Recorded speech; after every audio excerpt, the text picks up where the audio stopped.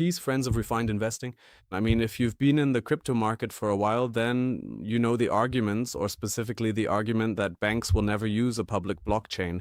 If we're being honest, that never really sounded completely illogical either. I mean, why would a bank want to move billions if, in theory, anyone could just watch? Why exactly should an asset manager transparently disclose their positions? Or why should a central bank choose to store its reserves in a public manner on a blockchain? That's exactly why what Ripple is currently working on could end up being much more important than many people currently assume. Because, I mean, this isn't just about the next upgrade. It's about how public and private financial markets can be connected in the future, and we're currently experiencing a massive transformation in this area. Before we get started, of course, please feel free to give this video a thumbs up. If you're new here, please subscribe to the channel. Behind me is my crypto campus. You can check prices every morning, set up your portfolio, and find one or two products. Check it out at MonetenDave.com or cryptoradar24.de. But I'd say let's get started now. Ripple is currently working on XLS96. This is basically another extension that's supposed to bring privacy to the XRP ledger. And here it's important to make a clear distinction. I mean, it's not about enabling completely anonymous payments like with classic privacy coins.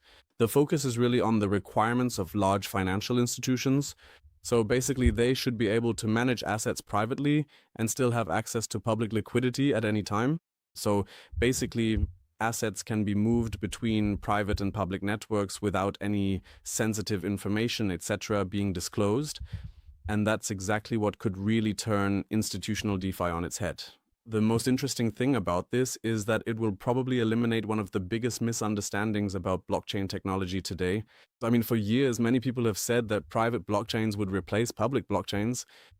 But I actually think that both will exist side by side. Just think about your smartphone, for example. I mean, you have your personal photos and private images, private messages, private contacts, and so on, but you still use public platforms like Instagram, YouTube, or even X or whatever. No one would say that one replaces the other. Both of these platforms simply serve their purpose in their own way, in a different way.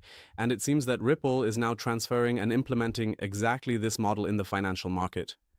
Because if we are being completely honest with ourselves, absolutely no banking institution in the world wants to make its entire balance sheet completely public and accessible.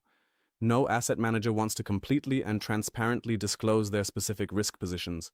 No institution wants competitors to be able to monitor every single treasury movement in real time. But as soon as liquidity is needed, as soon as loans are granted, as soon as assets are traded or even tokenized, a public market suddenly begins to make a tremendous amount of practical sense. I mean, just imagine banks no longer have to make individual contracts with other banks. Instead, everyone accesses the same neutral liquidity pool. I mean, that's exactly how you get deeper liquidity, more competition, and of course, significantly more efficiency. And this is exactly where Ripple seems to want to build the bridge between private networks and public networks, and in my opinion, there is a lot coming our way. Now we come to a point why I've always seen XRP a bit differently from other projects in the crypto market. I mean, just look at the market. We have giants like Ethereum or Solana, Avalanche, and all the others. I mean, almost every blockchain today tries to offer everything. Gaming, NFTs, meme coins, countless smart contracts. Ripple, on the other hand, has been pursuing a completely different approach for years. The XRP ledger is mainly supposed to do one thing really well: move value, settle value, and yes, simply tokenize assets. And they do that extremely well. And I mean, if we take a closer look at the overall market, that's really an area where, yeah, the vast majority of the volume is, and probably where there's the most significant amount to gain in the coming years, if you implement it properly, you know.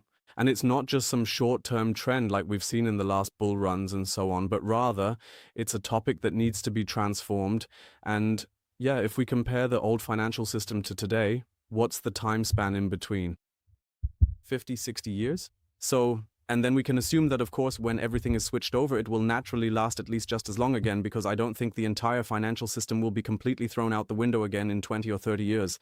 That's why, in my opinion, you really have to look at the whole thing with a very long-term perspective. I mean, a lot of people see smart contracts as the solution to everything, and I mean, no question about it.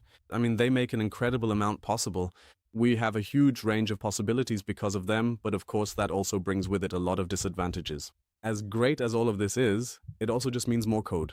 We have more complexity, we have more security risks, and as a result, we automatically have more potential attack surfaces as well. Recently, I also saw an interview with a former Solana co-founder who said something along the lines of how the majority of the global financial system could probably be represented with just a very few smart contracts. And I mean, if that's true, why does a blockchain need millions or even billions of them? So Ripple follows exactly this philosophy. If the financial market needs a new function, it can be integrated directly into the core of the XRP ledger, provided the network agrees. Not 1,000 unnecessary little applications, but exactly the tools that are really needed without a lot of frills. I think the comparison with the tool is actually quite fitting here. A Swiss Army knife can do almost anything, but if you work as a mechanic every day, you still use a professional wrench. Not because the Swiss Army knife is bad or anything, but because specialization is usually just more efficient. And that's exactly what Ripple ultimately focuses on. Not to become the blockchain for everything, but simply to be the blockchain for the biggest market of all, the global financial sector. Because that's exactly where it's not about meme coins or NFTs, etc., but about payments, credit markets, liquidity, government bonds, and tokenized assets worth trillions. What many also underestimate, I mean, the XRP ledger is constantly evolving. So, the XRP that many people know or bought back in 2017 or 2018, etc., is technically hardly comparable to what it is today.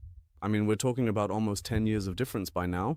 Automated market maker, tokenization, batch transactions, the EVM, sidechains, and now privacy. So the coin basically stays the same, but the capabilities of the entire network just keep growing. It's almost like a company that develops new products every year, only it's completely decentralized. There was a thought from the interview that I actually found pretty good. The way it was set up really reminded me a lot of how the development of the internet started back then. Back then, not everyone suddenly set up a server in their basement either. At first, it was just companies that got involved. They created infrastructure, they built applications, and that's what ultimately made the internet accessible to the masses in the first place. And maybe that's happening all over again right now, you know? Only this time it's not about information. This time it's about value, about money, about tokenized assets. I mean, most people will probably never know which blockchain is running in the background later on. Just like today, hardly anyone knows which internet protocols are used every day. That's exactly why, personally, I now pay much more attention to these kinds of developments than to any short-term price movements. With XLS 96, Ripple is also answering a question that has been around for years. How can banks use public blockchains without having to disclose their sensitive data? With batch transactions, efficiency increases. With EVM sidechains, the network opens up to more developers. And with every single update, the XRP ledger continues to evolve toward becoming an infrastructure for, well, the global institutional financial market. Whether this vision will ultimately be fully realized, well, no one knows, I can't say, and honestly, no one can tell you that today. But if you look at the functions Ripple is adding step by step, you can see pretty clearly the direction they're heading in and where it's all going, you know? Not to be the blockchain for everything, but to be the blockchain for the global financial market. And that's exactly what makes XRP so extremely interesting to me. And yes, I'd love to hear your opinion on this. So, in my opinion, there's a lot going on behind the scenes. The problem, as I said, is just that most people are currently only looking at the price. But yeah, you know, I mean, we're in a bear market. No matter how long you look at the price, whether it's BTC or anyone else, if you look at the price, it just doesn't look good at the moment. That's just how it is in a bear market, you know? I mean, if everything just kept going up 24/7, 365 days a year, well, then it would just be too easy, right? So you just have to come to terms with the reality of the situation, even if maybe in 10, 15, or even 20 years the market conditions finally begin to settle down and some major players pull ahead, like BTC, for example, or maybe even XRP. You just have to accept that 99.9% of these projects are essentially just moving through a repetitive cycle in a very clear rhythm, and that there will always be bear markets and bull markets. Yeah, that's just how it is. But let's wait and see what happens. It's definitely going to get really exciting to watch in the near future. I'll definitely keep you updated. And yeah, so we'll definitely hear from each other again on Thursday. With that in mind, don't go too wild. And as I said, feel free to check out CryptoRadar24.de and of course leave a thumbs up at the end. With that, see you soon. Peace, peace.